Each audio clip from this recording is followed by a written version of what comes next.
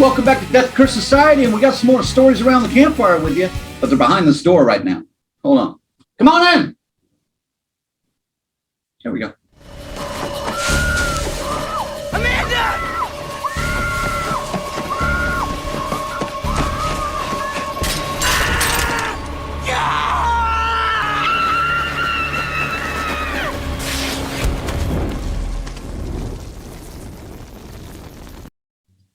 I'm starting to realize these guys hate my little puns that I do to break into a new story, because just looking at the looks on their faces every time I do one, it's just kind of like severe disappointment every single time. And that's why I'm going to keep doing it. It's not punny at all. Well, punk you. We are reviewing The Boy Behind the Door, a Netherlands release from last year. This one is a night of unimaginable terror awaits 12-year-old Bobby and his best friend Kevin when they are abducted on their way home from school. Well, they're not on their way home from school. First off, synopsis, they're on their way to a baseball game. So yeah. I thought the uniforms and cleats gave it away. Yeah. Get your shit right. Why are these synopsises always wrong anymore? They get like 2/3 of it, 3/4 of it right, and then fuck up something. Well, let's start there, Ziggy. What, with the synopsis? Yeah, do these people even that are writing this shit, did they even watch the movie? What the fuck's going on, man? I don't think they obviously are not watching too much of it if they're writing it like that, because it has nothing to do with, unless they added themselves that they just left school on their way to the baseball game, maybe. Dude, here's what they're doing. There's some asshole sitting at home, contractor, fucking freelance writer, whatever, gets an email, hey, we need you to write a synopsis for this movie. What's it about? Like, is he totally skimmed through it and was like, yeah, okay, got it.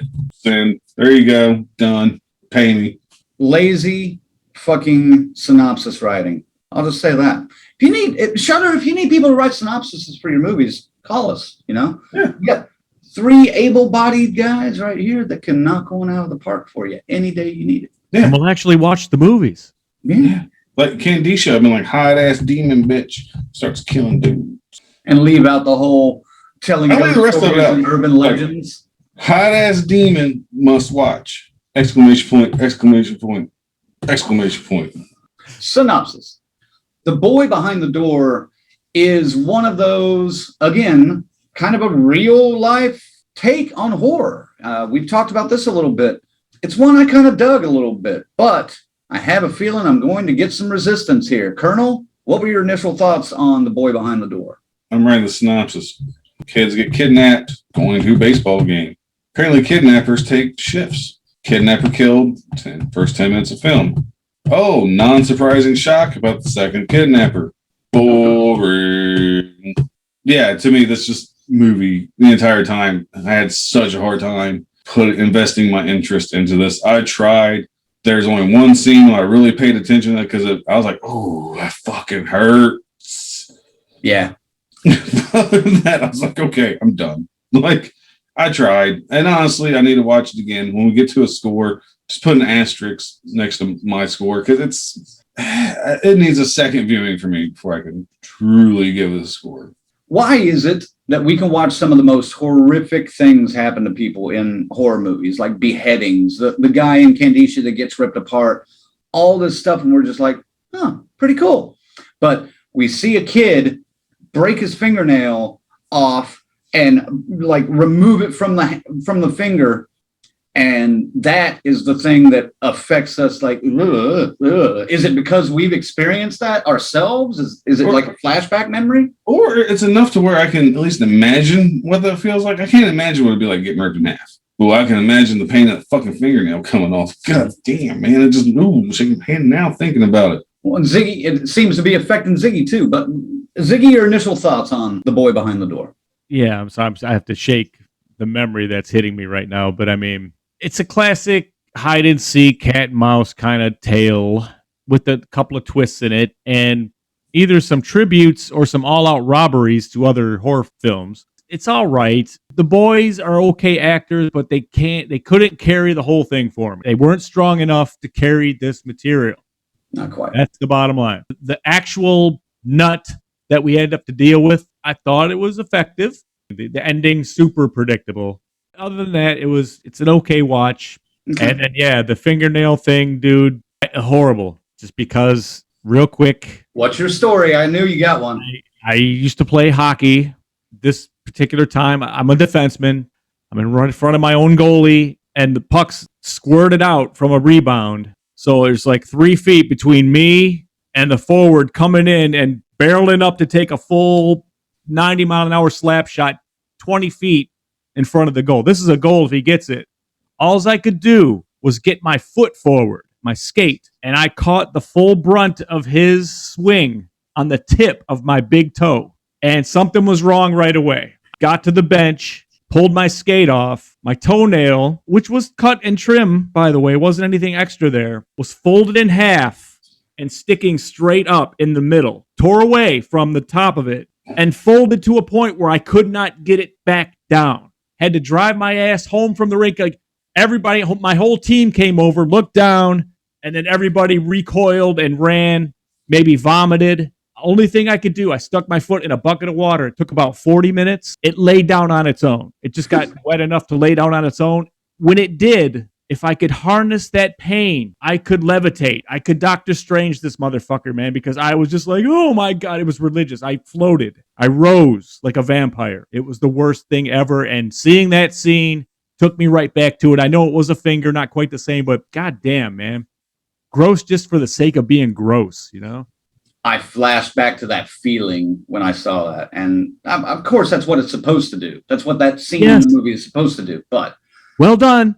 Yeah. Mission accomplished. That's one of those things that 70% of people in the world have probably done is fuck up a fingernail or a toenail like that. The bulk of this movie relies on one kid, Lonnie Chavez as Bobby.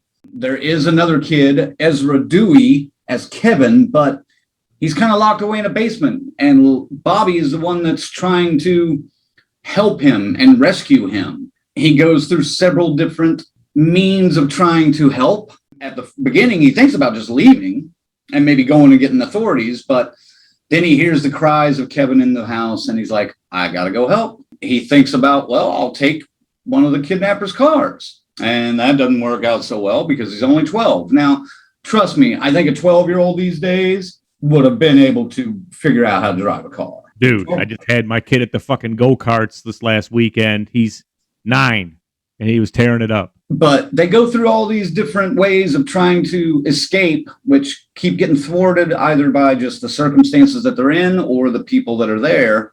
I thought it was pretty damn effective, honestly. Yes, you're right. The kids did not carry this movie as well as I would have liked to have seen it, but I thought they did a decent job with it. What was your favorite interaction between the two boys in this film, Ziggy? Probably when he's like going, I'm going to get you out of here, you know, and he's got an electric collar around his neck. Can't really get him past the thing, you know, he can't get him out. He was shot, so he's bleeding out through the leg, and it kind of turns the boy that was in captive the whole time has now become, he's got to get the other one out, and he has to do it while wearing this shock collar and just fucking toughs it out, man, and to get out and get to their next step of escaping and everything. So I thought that was probably for me, out of all of them, that didn't really lose me at any point. I was kind of like, all right, I'm with him, because the kid's good at crying on cue. He was really good at that. He finds a phone. He's like, oh, I need to call the police. And he's like, what the fuck? Like, he has no idea. You got to plug it in. Yeah, this boy's Finds like a rotary phone. Yeah, like an old school rotary phone. This Right. guy's no fucking clue. It's not a cell phone because obviously it's old and they don't know what life's like to have a fucking landline. Kid's like, oh, my grandma has one of those. You gotta look for a cable like an Ethernet cable and plug it up like a modem. So it's just funny how they took this old technology and had to compare it to modern technology for this little fucker to use it. But yeah, I just thought it was funny. There was like rotary phone, like, what the fuck's this? Because the kids today are, what the fuck is this? Right. That was one of my favorites too, because it reminded me of this internet video you've probably seen. I dug that scene a lot, and I thought it added a little bit of kind of genuineness to even the kids' friendship. Kevin is like, God damn it, Bobby. I know you're stupid, but fuck, figure this out. You've seen one of these phones before. You can't say that to your friend that's trying to save you. This movie relies on a lot of, I guess I could say, 80s realistic kind of fears that were put in kids back then. I'll be honest, I don't know if kids that are 12 years old today are as afraid of being abducted as 12-year-olds in the 80s were. And I'll tell you why, because obviously we had abduction happening, like real life abductions happening that would hit the news. We would hear about those occasionally. We also had Adam Walsh in the 80s, who, when he went missing, was one of the biggest news stories of the fucking decade. Had a movie made about it. His dad went on to star in America's Most Wanted, which went looking for assholes like this and other criminals. It was a fascinating time. And after that, in the 80s, I remember when I was at school, I got fingerprinted because, well, in case you're abducted, you want to be fingerprinted so we can find you. And I'm like, I don't think that's how that works, but all right. Well, we also need to take some regular photos of you for milk cartons if you go missing, so we can put your picture on a milk carton. I'm like, my parents have shit ton of pictures, but okay, take my fucking picture. In the 80s were something called latchkey kids. Do you remember this shit, Ziggy? Yeah, you could go knock up on a house if a safety house if someone was kind of creeping up on you. Well, and the kids that wore like the key to their house around their neck, because they're not carrying a keychain around most of the time. If they have a key around their neck, they're staying at home alone. But why are they wearing it around their neck and just signifying to everybody that they're staying at home alone? There was some weird ass shit going on in the 80s that didn't really make a whole lot of sense, but it was supposed to be protecting us. So that's different. What you're talking about, I don't really remember that being a thing. I remember there was like a neon orange and black sign. It was like it had an owl or something on it. Mm-hmm. I remember those too, but yeah, this that was signified if you were in trouble, you could go bang on this door and we'll help you. That was the message. You know? All that being said, there was a lot of fear stoked about being abducted in the 80s, and stories like this really fit that mold a lot better. I just don't know if they play as well in this time frame. Colonel, what would you think? I'm going to disagree with you on this. Okay. I can't speak on growing up in the 80s. I can't. I can only speak on growing up in the 90s. But when I was a kid, it was get your ass outside, come home when the streetlights come on. Mm-hmm. That was it. But fast forward to me as a father, my oldest, where are you going? That's cool. I'm going with you. Oh, I want to go. Where are you going? Take your phone. It's constantly check. You check in. You check in. You check in. I think it's more of a fear now because, like, just Louisville, Kentucky the other day, girl, you see her on camera just getting snatched the fuck up. Luckily, she got found because everybody's seeing this in public, but it's instant. Hey, this just happened. Here's the suspect, blah, blah, blah, blah, blah. Right. But this news gets to you faster. You're swapping my fear, though. You're taking it from the perspective of a parent. I'm thinking of it from a kid's perspective. Well, that's fine. So I can give you two perspectives as a parent because that's just the world I'm in now. I'm like, when I was a kid, never crossed my fucking mind. But then again, we're all outside running around fucking till the streetlights came on. Then we all scattered like fucking roaches and went home. As we're now, I'm like, why can't I do that when we was a kid? I'm like, the world's different. I completely agree with you. The kids had more freedom in the 80s and even 90s when you were growing up to be able to be out and be outside and play. And like you say, only come home when the streetlights come on. That's your cue. When that happens, head your ass home. I get that. Now, you have to set boundaries with kids with the technology, and you've got tracker apps to keep an eye on your kids. Where are they? Who are they with? Blah, blah, blah, blah, blah.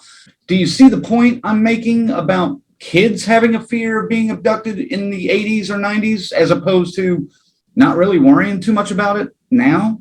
I do. I mean, it's for sure, because they had all these things from the 70s where the white van and don't take candy from strangers. All that shit came from this, and it was aimed at the kids, and we were aware of it. And now, you got the sex trafficking added to it. It isn't just some goofball in a trench coat, with a handlebar mustache in a windowless fucking van. They used to say the gypsies when I was a kid are going to get you. It's not so far off, though. I mean, if they do get you, you get drugged up and sold to some bunch of kooks that want to do horrible shit to you, and boy or girl, it doesn't fucking matter. That's the whole thing that's scary about it. Now, we were absolutely taught, I want to say monthly, there were things that happened in school, like throughout elementary school about, hey, be aware, head on a swivel and don't take rides from strangers. Don't accept anything like that. Don't let them tell you this. Don't go with a stranger to pet their dog or their puppy. That was a big one. They really don't do that now, as far as I know. I mean, I guess that's kind of on the parents now. And I think most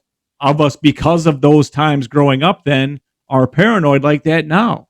The reason I bring this up for this film is because this film, although it's supposed to be set, it seems like in modern times. I mean, the bumper sticker alone on the guy's car, if you guys didn't notice, was a signal that it was at least within the last 4 years. But it felt like an old style, old school 80s abduction film because it was so natural and it was so raw. It was just kids playing in a park and boom, they're gone. Rather than now, I would assume it would have something to do with the kid on their phone, talking to somebody that they probably shouldn't be talking to. And that's kind of the new terror, the new parent panic that's given out is, watch who you talk to online. But it's not, don't pet puppies in the back of a van, anymore, like it was for us. I thought this was kind of a weird way to take this film, though, because it didn't focus much on technology. In fact, it was almost anti-technology, except for the shock collar. Did that come into mind at all while you were watching this, Ziggy? No, not really. And just their baseball uniforms with the pulled up socks and everything. That shit was screaming 80s. So I didn't really put it together like that. There weren't any cell phones. It was all rotary shit phones. I mean, granted, it was kind of a rundown, dilapidated house, really, kind of isolated, a farm almost. I missed the bumper sticker thing. I didn't even see that. So, I'm looking at the cars, but, I was more focused on the story itself. And when he was in the trunk, kind of sucked. If you're a claustrophobic person, that scene's a little rough. If it is a modern car, there's those neon glowing fucking ka-chunk. If you're stuck in here, you can't miss it. So the cars were older. The house was older, kind of an older architecture. The hell, even the oil derrick out front was kind of older. It wasn't a very modern kind of oil derrick, but I mean, of course, it could have been around for 40 something years and still look like that. To me, it was just a throwback movie. I didn't take it in modern times. I mean, even the fucking dude's Casio watch. Like, okay, this is 80s. That's I mean, I wish I would notice the sticker. It might give me a new perspective. Right. When I was watching it, but this is a straight up throwback 80s, early 90s fucking kidnapping movie. Yep. I guess what I'm trying to say is there's some space-time continuum issues here, a la Back to the Future, because, you've got a rotary phone, you've got some old school baseball uniforms, even for kids. You've got the older vehicles, you got the older architecture and houses, you got this old setting, but you hear the kid talking about, attaching the phone to the wall and the cord looks like an Ethernet cable. There's something there. And then you see the sticker on the back of the car that says Make America Great Again. Now, granted, I don't think he had bumper stickers made, but Reagan originally was the one that said that back in 1980 something.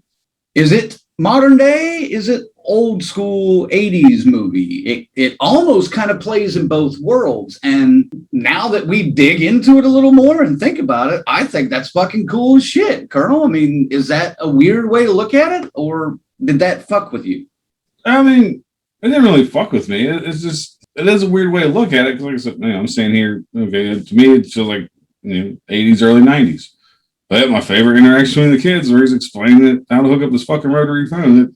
It's weird, but it doesn't take you out of the movie. It's kind of one of those movies where you're just sucked into the story and the tension. Up until that point when he started talking about Ethernet cables, I would thought we were in the 80s, really. And now, we once you get there, you're like, oh, okay, pretty wild, I mean, so I guess we are kind of in a modern times, but as we know, across countries, across the world, there are pockets in rural areas that may be a little bit behind the time. So I guess I kind of went with that and it worked for me. But apparently we're in kind of modern times with this story. If that was an intentional choice, which I assume it was, by the directors David Charbonnier and Justin Powell, kudos to you, because that is one of those things that Shit, we just spent 10 minutes talking about that particular segment of the film, and it's not necessarily a major component to the film, but it's interesting nonetheless. Anyway, let's get into a major component of the film. The main baddie, spoiler alerts coming, which I thought this was a pretty fucking good twist, especially since I'm going through this time warp of, is it the 80s? Is it current? Is it the 80s? Is it current? When we first see the person who kidnapped these two boys, we don't see them. They treat them a lot the same as Spielberg did Jaws, and you only see bits and pieces. You see shadows. You see a foot, an arm. You don't see a whole lot. You see another guy, some pedophile, come spend a bunch of money to spend 1 hour with the kid that's locked in the upstairs bedroom, chained to the wall with a dog collar on his neck. And he gets to spend a lot of money to spend an hour with this guy, but you don't see the original person who kidnaps them. They leave. When they come back, we find out it's a woman. Did that come out of nowhere on anybody, or was it just me? Colonel? Dude, it was just you. It's fucking 2021, man. That was not a shock for me that it was a woman. Because women can be just as evil and fucking as men. I mean, I guess it's kind of a new take for this story. Usually it is the big scary guy, blah, blah, blah. But I was like, oh, it's a woman. We just kept watching. Because I was just like, oh. Because before the big reveal, I'm like, seriously, we're going to rip off The Shining for the millionth time? Yes, they rip off The Shining in one major scene and one slight other scene, big time. Ziggy, was that a good shock to you? I mean, if my mother had seen this film, she'd have been like over there in the corner, heavens to Betsy's at that point. It would have been so cute. It hit me like right before she opened the door and walked out to talk to the cops, you know? And I kind of went, okay, I got it. But yeah, I thought it was just decent. It wasn't the worst reveal ever, but it's a nice twist for this movie. It needed something at that point, and she plays the heavy pretty good. Is it enough to save this movie? Not sure yet. Well, let's get into it, because there is one scene where Bobby is trapped in a bathroom and Miss Burton is trying to break into the bathroom, of course, using an axe. It is shot, framed, almost acted identically to the epic scene in The Shining. And Ziggy was the one that, he didn't tell me about it before I watched it, but he was just like, oh, get ready. You think I used the Shining reference in one of the videos earlier this week? Oh, wait till you see this one. You're going to shit. Ziggy, talk about that scene. Did you like it or did you hate it? Because it was was it a good homage or was it a terrible ripoff? I hope that's what they were doing, was tributing this. I think you'll see they pretty much went out of their way to match it pretty fucking close. I mean, some of the camera swipes are the same. The angles are dead on the inside of the bathroom.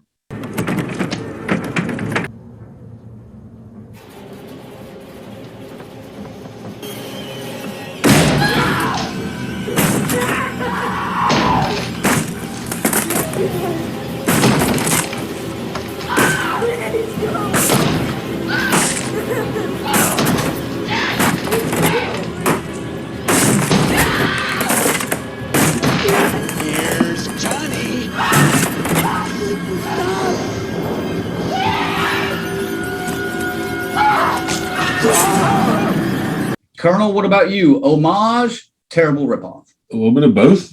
Now, I can really say this for not being totally stupid. The Simpsons did it. Everybody's done it. Like, it's so played out. So yeah, it's been done many times before. There's no excitement for it at this point. It's just blah.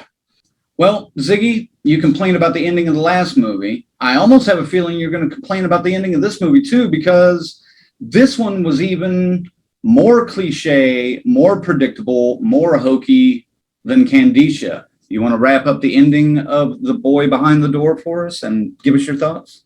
Everything you just said is correct. The boys, they get out, they gets the collar off. The other one's so weak he's bleeding out. And Kevin has now got the shock collar off, but he's been chained up for this whole time. He's weak too. And she's about to get him and kill them both in the woods. She's got an axe that breaks, so she's got a shattered shaft for it. and rises up to stab them both, and they just give up. They're accepting their fate, and the cops arrive at just the right time and blow her away. And for this movie, it's almost fitting that it ended this way. And it worked. It did work, and I for some reason it didn't feel like, yeah, I've seen this a million times, but this application seemed to soak it up pretty good and take it and end it. And I was happy it was done, I think, at that point too. And there's nothing that blew me away. Again, been there, done that. Then let's see if the ending of this movie affects your overall score. Colonel, you want to start with the ranking on The Boy Behind the Door? Not terrible, just again, I just really kept losing interest in the story. The kids can act okay. I mean, they weren't terrible. I've seen worse child actors, but to have one kid have to carry a whole movie for the most part, it just sucked me out. I just couldn't do it. At least with like The People Under the Stairs is a good cat and mouse game movie we can compare to this. It wasn't just up to full. Like, it was other characters you could bounce off of that kind of carried the story along, where this one, I got tired of it. Honestly, this movie probably deserves a second watch, so I'll have to rank it a 5 with an asterisk.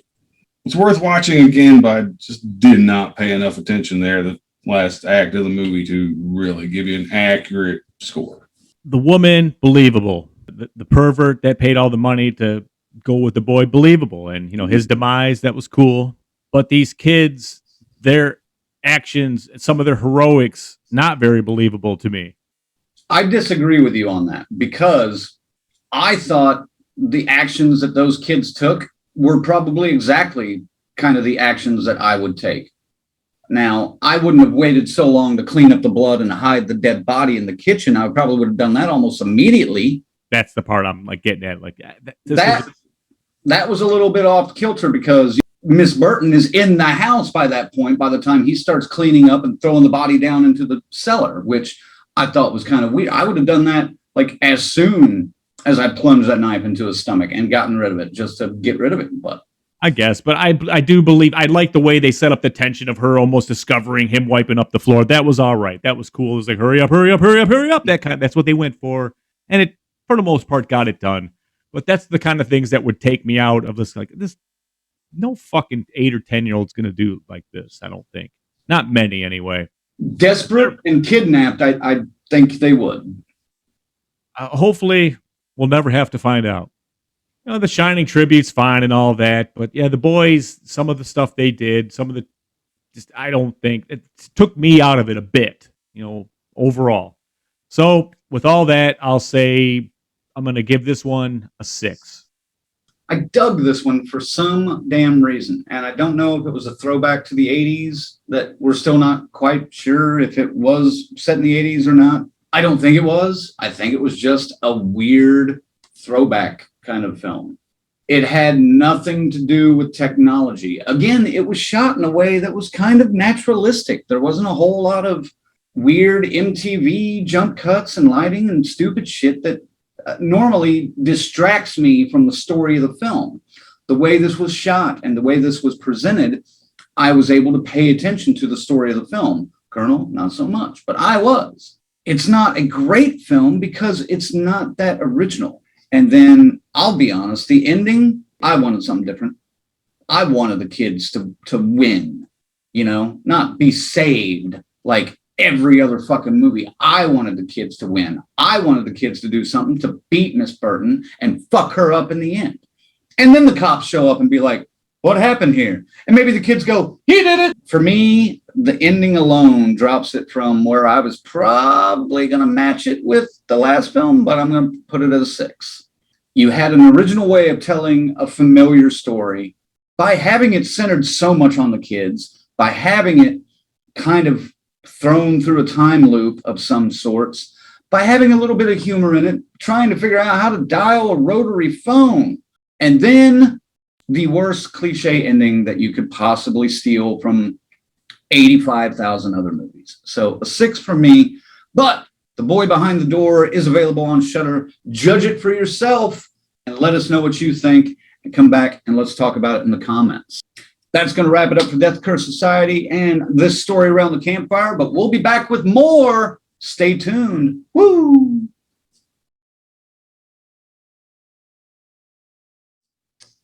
Hey, that's all we got on The Boy Behind the Door. Stay tuned. We've got more great stuff coming at you from Death Curse Society faster than Jack Torrance can hack through a door. Stay tuned. I love you. I heard you telling your friends to come over here and you're going to smoke some weed. No.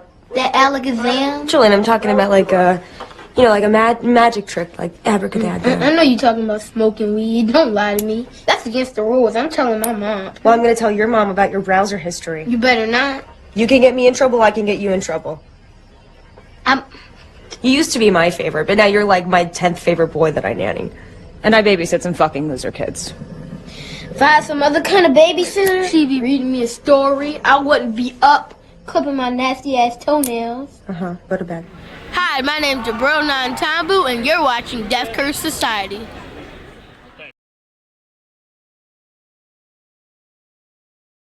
The Death Curse Society has just become an associate producer on the film. Yes. Bravo. Death Curse Society, guys, is so awesome. I met the guys, all three of the guys, at Indianapolis last year for Horror Hound. And I met those dudes, and I gotta tell you, like, I hung out with them. We took pictures. I signed some stuff. They gave me a T-shirt. It was awesome. They are awesome guys. So super cool. I am so glad to have them on board this campaign and also on board the film. And now they are going to be IMDb credited as producers on this movie.